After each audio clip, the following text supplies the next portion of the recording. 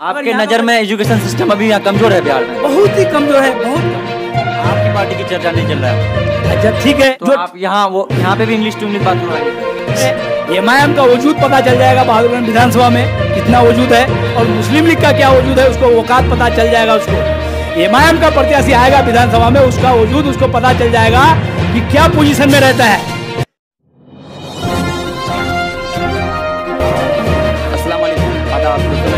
आपके साथ देहात की आवाज़ को लेकर चलिए इस बार जो चुनावी खर्चर है उस पर बहस होगी, और किस विधानसभा में कौन इलेक्शन लड़ रहा है उसके बारे में हम खास बातचीत और खास पेशकश आपके सामने रख रहे हैं। चलिए सर, आप अपने नाम बताइए। जी, मेरा नाम है मुख्तार आलम।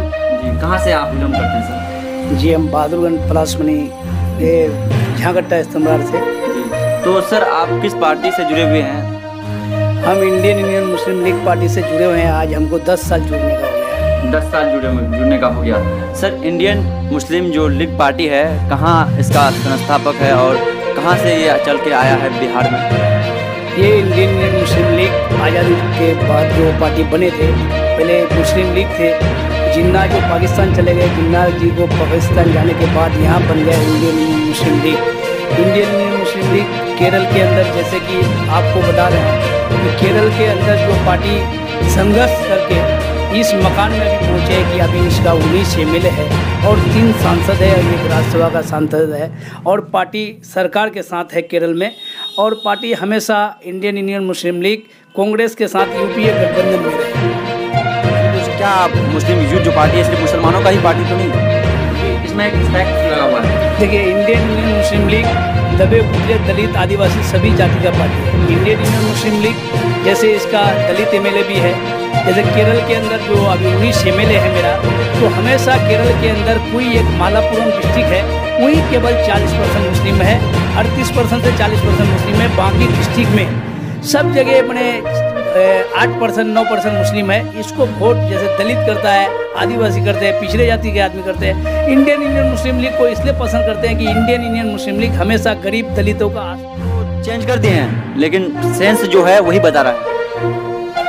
नहीं, सबसे पहली बात कि इंडियन मुस्लिम लीग कभी जातिवादी का राजनीति नहीं करते हैं। आपको सभी आपके चैनल के माध्यम से ये बताना चाहते हैं कि आप लोग हमेशा चैनल में रहते हैं और देखते भी हैं। हमेशा इंडियन मुस्लिम लीग के ऊपर कोई छिटा नहीं आया कि Indian Muslim League B team बन के काम कर रहे हैं। इंडियन मुस्लिम लीग ज़मीनी स्तर पे अपना काम करते हैं। हमेशा दलितों का, पिछड़ों का, और जो बेहाल है, गरीब है, जिसको जो रास्ता नहीं मिलता है, तो मुस्लिम लीग एक ऐसा पार्टी है कि इंडियन मुस्लिम लीग कहने का मतलब कि ये आपको रास्ता दिखाता है, सही रास्ता।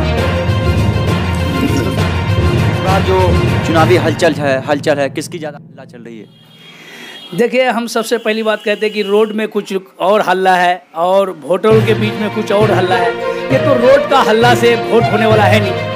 आज मेरे इलाका के अंदर हम देखते हैं कि जो वोटर लिस्ट में जिसका नाम नहीं है वो भी आवाज़ देते हैं कि हम फलाना पार्टी के लिए काम करते हैं, ये करते हैं, वो करते हैं, जो कि उसका वोटर लिस्ट में नाम ही नहीं है। उसको सबसे पहली बात कि उसका उम्र होना चाहिए, उम्र के हिसाब से उसको वोटर लिस्ट में पहले नाम होना चाहिए। उसके बाद उसके माँ बाप से उसको पूछना चाहिए कि उसका माँ बाप कौन पार्टी को चाहते हैं और कौन पार्टी को हम वोट करेंगे। कुछ आदमी देखते हैं, कुछ पार्टी का बह के बात करते हैं कि हम ये कर देंगे, वो कर देंगे, गाली गलौज तक उतर जाते हैं। फेसबुक के माध्यम से हम देखते हैं कि इंडियन मुस्लिम लीग का जो भी सिपाही है ईमानदारी के साथ काम करते हैं, कभी उलझने का काम नहीं करते। तो आपके नज़र में कौन उलझता है ज़्यादा? आपके चैनल के माध्यम से बता देते हैं कि कुछ लोग जो अपने आप को दावा करते हैं कि सीमांचल के अंदर हम इतने सीट में लड़ेंगे, उतने सीट में लड़ेंगे, उन लोगों ने तो झूठ बोलने का काम किया। मुस्लिम लीग के साथ वो जो दोबारा जो उसका संगठन एमआईएम का भी जो बात हुआ था, पहले बोला कि हम चुनाव नहीं लड़ेंगे, ओवैसी साहब का प्रोग्राम में हम लोग भी शामिल हुए थे। सबसे पहली बात जो सीमांचल के अंदर जो प्रोग्राम हुआ था उसमें हम लोग भी शामिल हुए थे। उसका सदर जो अख्तरुल इमाम जो बिहार का सदर बन करके आया दोबारा, उसके बाद हम लोग ओवैसी साहब से भी बात किए थे। उन्होंने उस टाइम ने बोला कि मेरे पार्टी चुनाव नहीं लड़ेंगे। वो भी किया गया, आने के बाद 24 सीट में चुनाव लड़ने के लिए घोषणा कर दिया, कोई संगठन नहीं। उसके बाद अभी भी आप देख रहे हैं 2020 में उसका एक एमएलए जो किशनगंज से बना है, आप सभी को पता है कि वो हैदरा हॉस्पिटल बना देंगे, ओवैसी हॉस्पिटल बना देंगे, ये बना देंगे, हैदरा मॉडल लाएंगे। उसका एमएलए जो किशनगंज में जीता है, तो आज तक अभी कभी देखे हैं कि बहादुरगंज माध्यमिक या कोई विधानसभा के अंदर गए हैं। एक पार्टी का अगर लौता एमएलए बनाया तो उसका मकसद क्या था? उसको लोगों के बीच में जाना था, लोगों को मैसेज देना था। हमने तो देखे नहीं। कि लोगों को मैसेज दिया है, लोगों के लिए कुछ किया। इंडियन मुस्लिम लीग हमेशा वही काम करते हैं जो अच्छा काम होता है, चाहे दलित का हो, पिछड़े जाति का हो, कोई भी जाति का हो, उसके लिए काम करते हैं। कभी जात भेदभाव का राजनीति नहीं करते हैं। इंडियन मुस्लिम का राजनीति कौन कर रहा है? आपके आगे सामने कुछ पार्टी आया हुआ है, नया पार्टी जो आया है, उनका कहना है कि जब वो करता है तो हम भी भेदभाव करेंगे। तो आप कह रहे हैं कि उन दोनों वो भेदभाव कर रहा है, तो अदर भी जो तीसरा पर्सन में वो भी तो भेदभाव शायद कर रहा है अपने नजर में। देखिए, ये देश सेकुलर है, ये किसी का बाप का देश नहीं है। जितना हिंदू का है इतना मुसलमान का भी है। ये किसी का बाप का नहीं है कि ये एक जाति का देश है। ये गिरिराज जी कभी बोलता है कि लोगों को, मुसलमान को पाकिस्तान भेज दिया जाएगा, उसका औकात नहीं है कि इसको पाकिस्तान भेज पाएगा। जो मुसलमान को पाकिस्तान जाना था वो बाय चॉइस पाकिस्तान पहुंच गए। उसका जो ये मुसलमान इंडिया को माना, भारत देश को माना, तो भारत में है, भारत छोड़ करके कभी नहीं है। सर, आपको नहीं लग रहा है कि हमारे क्षेत्र में, हमारे सीमांचल में भेदभाव हो रहा है? सबसे पहली बात कि ये आरएसएस संगठन जो है, आरएसएस संगठन के साथ भेदभाव का ही मामला होता है। तो हम तो आरएसएस वाले हैं नहीं।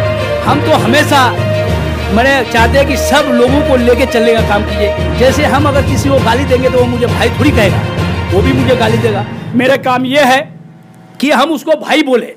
अगर भाई नहीं बोलेंगे तो वो हम अगर उसको गाली देंगे कि साले इधर आओ, तो वो भी हमको गाली देगा कि तुम भी इधर आओ। अगर हम उसके ऊपर उंगली उठाएंगे तो वो मेरे ऊपर भी उंगली उठाएगा। मेरा वो काम है, मेरा पार्टी ऐसा है, हमको जमीनी स्तर में हम लोग जो काम करते हैं, मेरे पार्टी का कहना है कि हम लोग को अगर यहाँ नहीं मिलेगा तो आखिरत में मिलेगा। तो हम लोग उसके लिए काम करते हैं। सर, एक सवाल और है कि आपका जो पार्टी है नहीं है जमीनी स्तर पर, सबसे पहली बात कि आज जो लोग अभी बोलते हैं कि हम मुसलमानों का पार्टी है, ये है वो है, उन लोगों से हम बोलने चाहते हैं कि इंडियन मुस्लिम लीग के आगे में उन लोगों का कोई पार्टी का वजूद नहीं है। उसका इसलिए वजूद नहीं है, मेरे पार्टी हमेशा सरकार में रहा। ईटी बशीर साहब शिक्षा मंत्री रहा, ई अहमद साहब विदेश राज्य मंत्री रहा, और मुस्लिम लीग हमेशा केरल में सरकार में रहा। वो जो पार्टी अपने आप बड़े बड़े बात करते हैं, तो उसका क्या वजूद है इस इलाका में? उसका वजूद वही तक है कि रोड में हल्ला करते हैं। रोड में हल्ला से वोट नहीं होने वाला है। हल्ला से हमारा पार्टी तो राशन भी देता है और बात भी करते हैं। ये नहीं कि केवल भाषण के साथ मेरे पार्टी राशन भी देती है। सर, कहीं ना कहीं आपका भी पार्टी जो है वो सीमांचल को लेके ही मतलब आता है, किशनगंज में ही अपने मतलब दावेदारी पेश कर रहे हैं। और जो ये MIM जो पार्टी है वो भी सीमांचल को लेके करता है। जो दोनों पार्टी हैं सीमांचल में ही आके पूरी बिहार में आके पूरी वो इलेक्शन लड़ रहा है। सबसे पहली बात कि मेरे पार्टी यहाँ 40 साल से मेहनत करते हैं। इस बिहार के अंदर 40 साल से पार्टी मेहनत करते हैं। किशनगंज जिला में 10 साल से हम मेहनत करते हैं।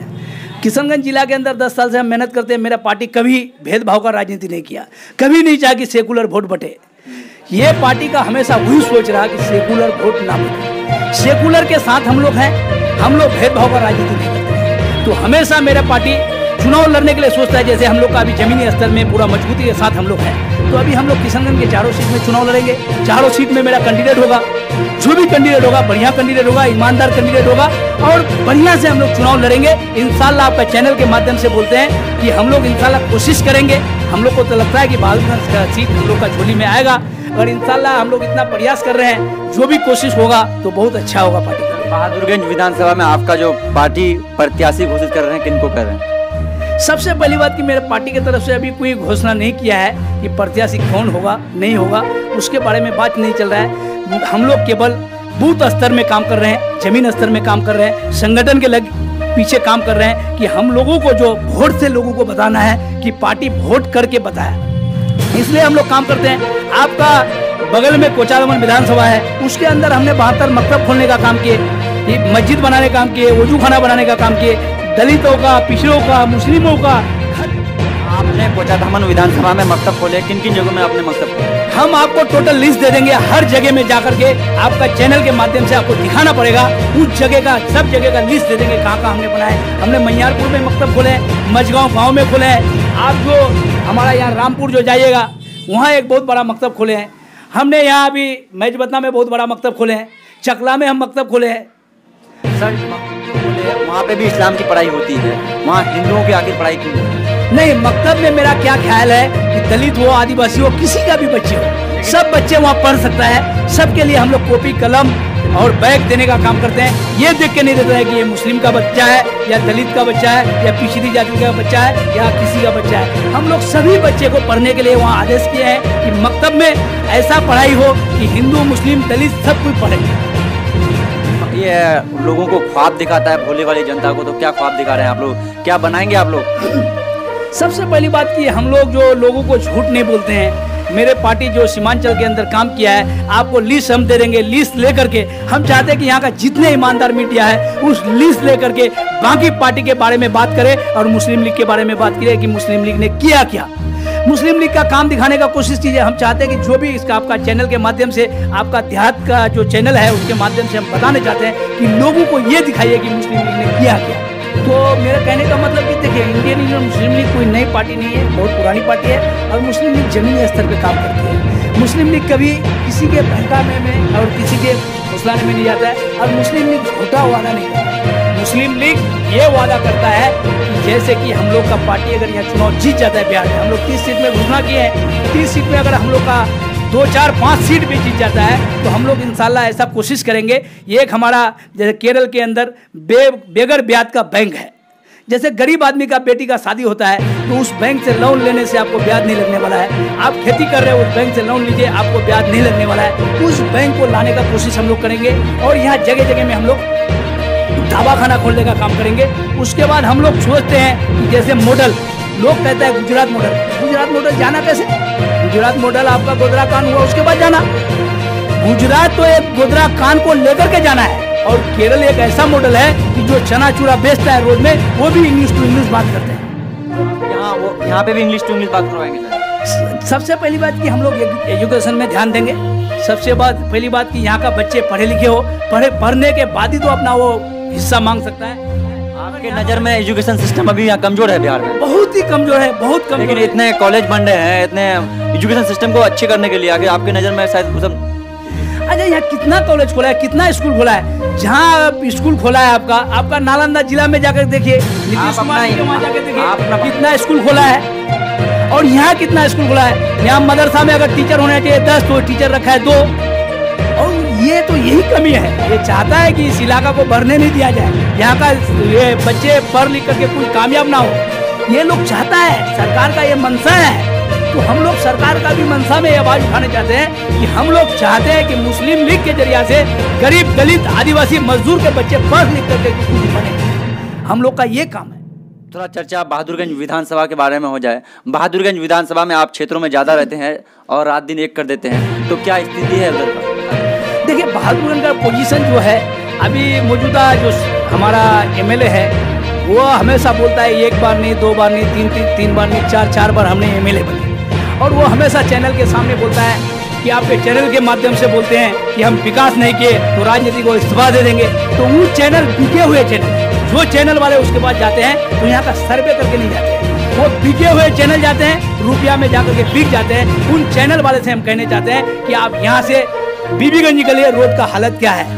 रोड है नहीं, बिल्कुल खेत है, गड्ढा है, रोड कहीं नजर नहीं आ रहा है। आप यहाँ से डायरेक्ट गांगी जाइए, आप थाना रोड से, जो कि थाना रोड से आप डायरेक्ट चले आइए गांगी बगीचा जाइए, रोड का हालत देखिए, रोडे नहीं है। तो यहाँ का चैनल भी कुछ बिके हुए हैं। हम लोग चैनल के ऊपर भी आवाज उठाते हैं। जो गोदी मीडिया बन करके बैठ गए हैं, हम चाहते हैं कि सच्चा खबर को दिखाइए, जो सही है वो दिखाइए।